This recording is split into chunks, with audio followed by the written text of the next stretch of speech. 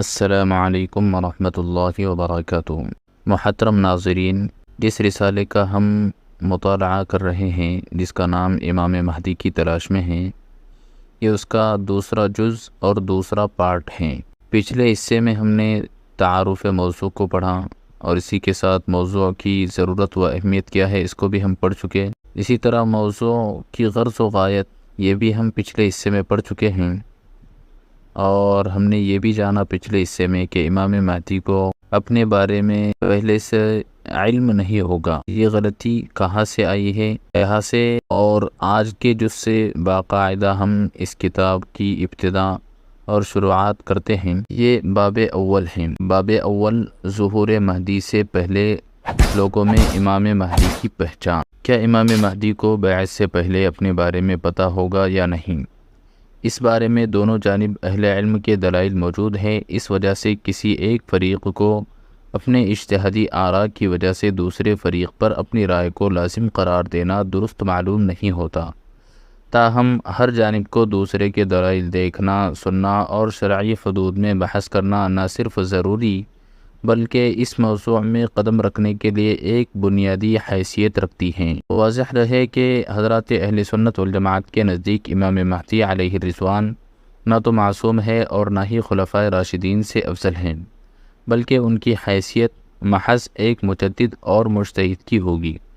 جس طرح فقہائے اربعہ، محدثین عظام اور دور نبوی سے اب تک آنے والے ہر دینی میدان میں کارنامے کرنے والے حضرات کی طرح ایک مجدد ہوں گے، لیکن ان کے تجدید دین کے کارنامے دیگر امت کی طرح جزوی نہیں ہوں گے، بلکہ امام مہدی علیہ الرضوان ان تمام کارناموں کا مجموعہ ہوں گے۔ بیعت سے پہلے امام مہدی کو اپنے بارے میں علم اور دوسرے لوگوں کو ان کے بارے میں علم ہوگا یا نہیں؟ اس کے لیے سیرت نبوی کی روشنی میں یہ بات معلوم کرنا ضروری ہے کہ کیا آپ صلی اللہ علیہ وسلم کو اپنے نبی ہونے کا علم تھا یا نہیں،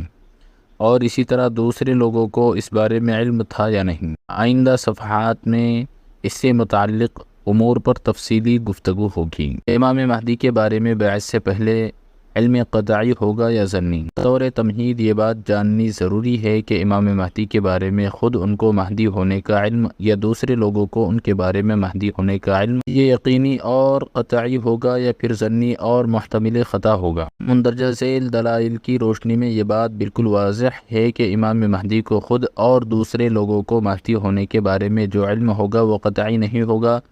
یعنی اس میں یہ احتمال ہو سکتا ہے کہ یہ شخص مہدی بھی ہو سکتا ہے، اور یہ بھی ممکن ہے کہ یہ مہدی نہ ہو بلکہ کوئی دوسری شخصیت امام مہدی ہو۔ اس کی دلیل بیعت مہدی سے متعلق حضرت عبداللہ بن مسعود رضی اللہ عنہ کی وہ روایت ہے جس میں امام مہدی سے بیعت لینے کے لیے علماء کرام ان کے پاس بیعت کی درخواست کریں گے، مگر وہ کہیں گے کہ میں تو ان کے انصار میں سے ہوں، اور یہ کہہ کر مدینہ منورہ جائیں گے۔ اس طرح ہر بار انکار کی وجہ یہ ہوگی کہ نہ تو علماء کرام کو قطعی علم ہوگا اور نہ ہی امام مہدی کو خود اپنے بارے میں قطعی یقین ہوگا۔ کسی چیز کے بارے میں قطعی علم ہونا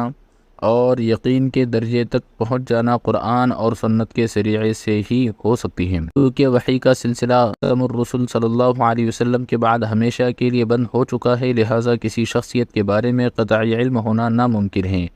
جبکہ الہام، خواب یا کشف سے کسی کے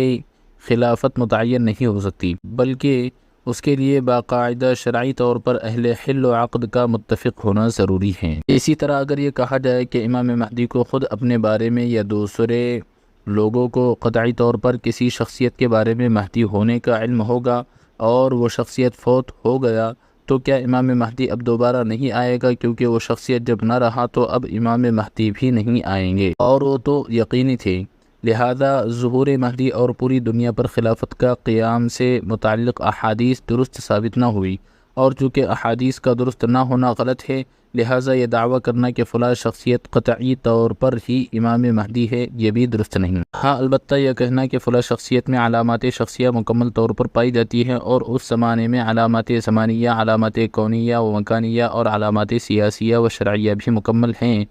لہٰذا میرے گمان یا غالب گمان کے مطابق یہ شخص مہدی ہو سکتا ہے، یہ بات درست ہے، لیکن یہ بات ضروری ہے کہ صرف زبان سے یہ کہنا نہ ہو بلکہ عمل سے بھی یہ ثابت کرنے کی کوشش کرے کہ فلاں شخص مہدی ہو سکتا ہے، لیکن ضروری نہیں کہ وہی مہدی ہو، شاید بیعت کے وقت دوسرا شخص آ جائے۔ علمی انداز میں ہم یہ کہہ سکتے ہیں کہ علامات کی روشنی میں کسی شخصیت کے بارے میں تقدیری طور پر مہدی ہونے کے بارے میں تو یقین تو کیا جا سکتا ہے، لیکن علامات کی وجہ سے کسی شخصیت کے بارے میں مہدی ہونے سے متعلق تحقیقی اور قطعی طور پر مہدی نہیں کہہ سکتے۔ اور اس کی دلیل یہ ہے کہ کسی اسکول یا مدرسے میں تمام اساتذہ اور طالب علموں کو علم ہے کہ فلاں درسگاہ یا کلاس میں عرفان نامی طالب علم جو سفیان کا بیٹا ہے وہ اس سال اول پوزیشن حاصل کرے گا، کیونکہ گزشتہ 10 سال سے وہی پوزیشن لیتا رہتا ہے اور وہی سب سے محنتی طالب علم ہے، اور درسگاہ و کلاس میں پرچے بھی صرف اسی نے مکمل طور پر پورے اور صحیح لکھے ہیں۔ اس وجہ سے اسکول یا مدرسے کے سب طالب علموں، گھر کے افراد اور اساتذہ کو اس طالب علم کی پوزیشن لینے کے بارے میں یقین ہے، لیکن جب تک نتیجہ نہیں سنایا گیا اس وقت تک یہ یقین فائدہ مند نہیں، کیونکہ یہ احتمال بھی ہے کہ عرفان کا اول پوزیشن نہ ہو، کسی دوسرے طالب علم کا ہو، لیکن کسی شخص کے بارے میں سب لوگوں کا گمان غلط ہونا بہت کم ہی ہوتا ہے، لیکن قطعی طور پر اول پوزیشن کا اعلان تب ہوگا جب پتہ چلے گا کہ عرفان نے پوزیشن کی ہے۔ یہی صورتحال امام مہدی کا بھی ہوگا، یعنی اگرچہ خود انہیں یا دوسرے لوگوں کو مہدی ہونے کے بارے میں علم ہوگا، لیکن جب تک باقاعدہ بیعت نہ ہو چکے اس وقت تک کوئی یہ نہیں کہہ سکتا کہ فلاں شخص قطعی طور پر مہدی ہے۔ واضح رہے کہ آنے والی تحقیقات کا تعلق اگرچہ امام مہدی کے بارے میں لوگوں کا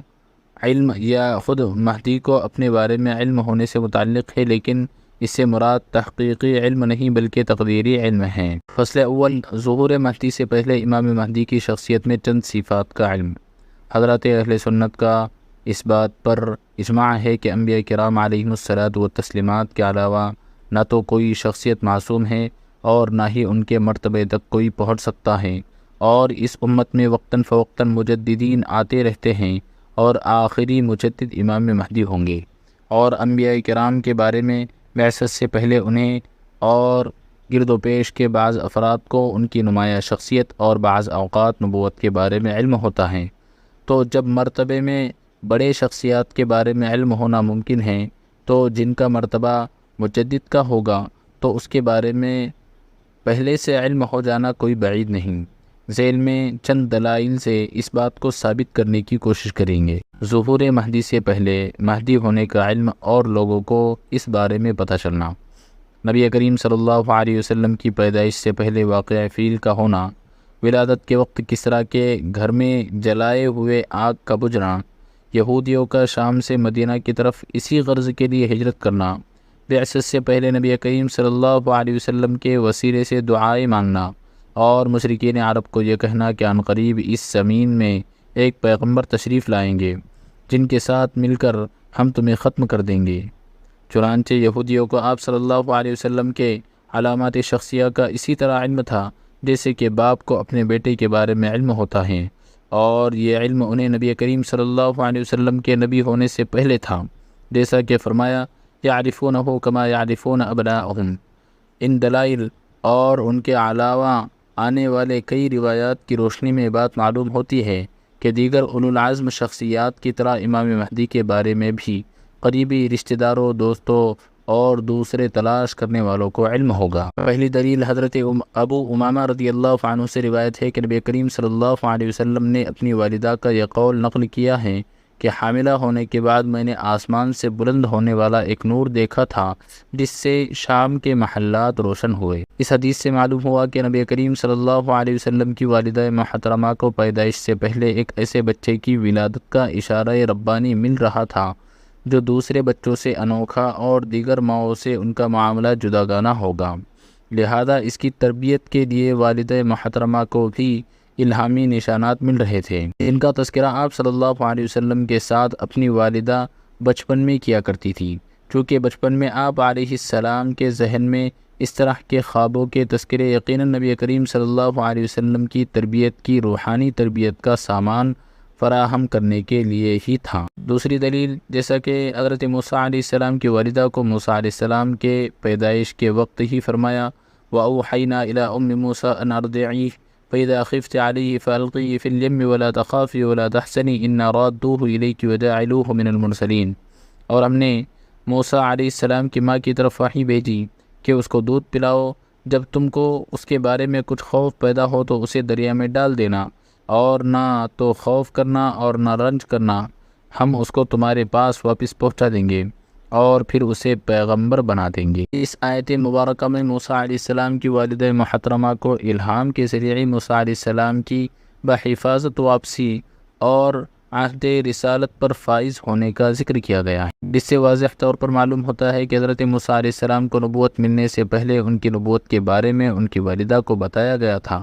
شاید ایسے ہی امام مہدی کی بیعت سے پہلے بھی ان کے مہدی ہونے کے بارے میں ان کے قریبی ساتھیوں اور خاندان کے بعض افراد کو پتہ ہوگا۔ تیسری دلیل، ایسے ہی حضرت ابراہیم علیہ السلام کو جب اپنے بیٹے حضرت اسحاق علیہ السلام کی خوشخبری دی گئی تو اس کے ساتھ پوتے حضرت یعقوب علیہ السلام کی بھی خوشخبری دی گئی،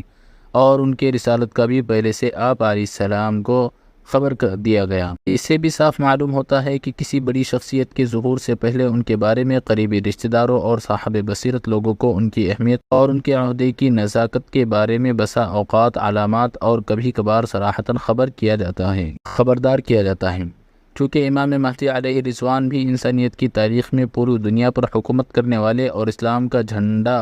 شرق و غرب میں لہرانے والے، عدل و انصاف کا بول بالا کرنے والے ہوں گے، اس لیے ان کے بارے میں ان کے قریبی رشتہ داروں اور اس زمانے کے صاحب بصیرت لوگوں کو ان کی شخصیت کے بارے میں علم ہوگا۔ چوتھی دلیل، ایسے ہی حضرت زکریا علیہ السلام کو جب یحییٰ علیہ السلام کی بشارت دے دی گئی تو اس کے ساتھ ساتھ ان کی نبوت و ولادت اور ان کی شان امتیازی کے بارے میں بھی پہلے سے خبر دیا گیا۔ چنانچہ فرمایا، ان اللہ یبشرک بیحییٰ مصدقا بکلمۃ من اللہ وسیدا وحصورا ونبیا من الصالحین۔ فرشتوں نے آواز دی کہ زکریا، خدا تمہیں یحییٰ کی بشارت دیتا ہے جو خدا کے فیض یعنی عیسیٰ کی تصدیق کریں گے اور سردار ہوں گے اور عورتوں سے رغبت نہ رکھنے والے اور خدا کے پیغمبر یعنی نیکوکاروں میں ہوں گے۔ اس طرح اس آیت مبارکہ میں حضرت زکریا علیہ السلام کو بیٹے حضرت یحییٰ علیہ السلام کی بشارت دے دی گئی، ایسے ہی ان کی نبوت اور نبوت کے ساتھ ساتھ ان کی سیاست و ملکوتی صفات کی بھی خوشخبری دے دی گئی اور حضرت عیسیٰ علیہ السلام کا تائید کرنے والا بھی بتا دیا۔ ایسے ہی امام مہدی کے بارے میں نبی کریم صلی اللہ علیہ وسلم نے امت کے آخری دور میں آنے کی خوشخبری دی اور ان کے عدل و انصاف کے نظام اور سخاوت پر مبنی معاملے کو بھی سراہا۔ تو جس طرح حضرت یحییٰ علیہ السلام کے بارے میں ان کے باپ کو بیٹے کے نبی ہونے کا علم پہلے سے تھا، ایسے ہی امام مہدی کے بارے میں بھی مہدی ہونے کا علم بعض افراد کو پہلے سے ہوگا۔ پانچویں دلیل، یہی خبر حضرت مریم علیہ السلام کو بھی ملی اور گود میں حضرت مسیح علیہ السلام نے اپنی رسالت کی خبر دی۔ ایسے ہی معاملہ شاید امام مہدی کے بارے میں بھی ان کے اہل و عیال، قریبی دوستوں اور متعلقین کو بھی ہونا کوئی خلاف دلیل بات نہیں ہوگی۔ چھٹی دلیل، حضرت موسیٰ علیہ السلام نے قبطی کو قتل کیا اور بعد میں ان کی گرفتاری کا وارنٹ جاری ہوا تو فرعونی پارلیمنٹ ہی کے ایک آدمی نے حضرت موسیٰ علیہ السلام کی تائید کی اور حضرت موسیٰ علیہ السلام کو فرعونی سازش کے بارے میں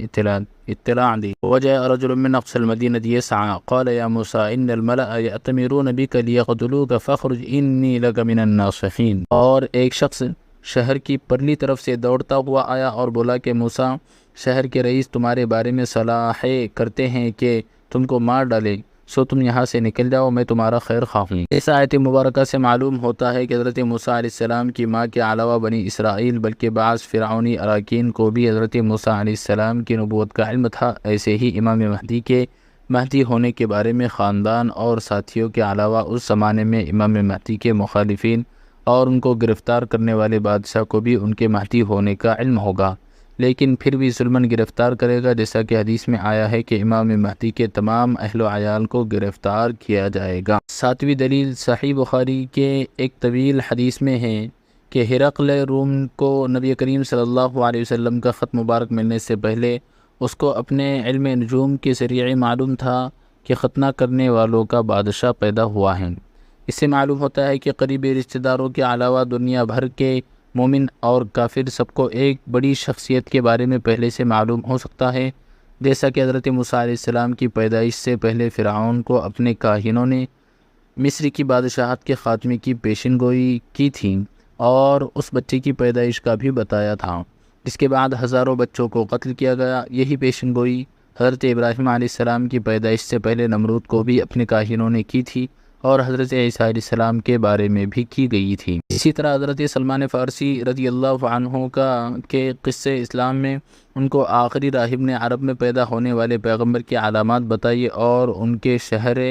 ہجرت کی علامات کے علاوہ پیغمبر علیہ السلام کا زمانہ بھی بیان کیا تھا۔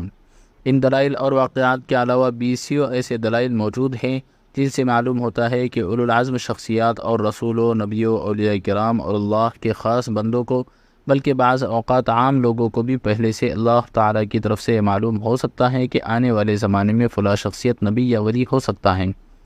اور اسی طرح انہیں خود بھی نبوت کی تربیت کے لیے کئی مراحل سے گزارتے ہوئے انہیں تیار کیا جاتا ہے اور ان کو اپنی نبوت اور ولایت کے بارے میں پہلے سے ضمنی طور پر کچھ نہ کچھ اندازہ ہو ہی جاتا ہے۔ بقیہ آئندہ فصلوں میں انشاءاللہ۔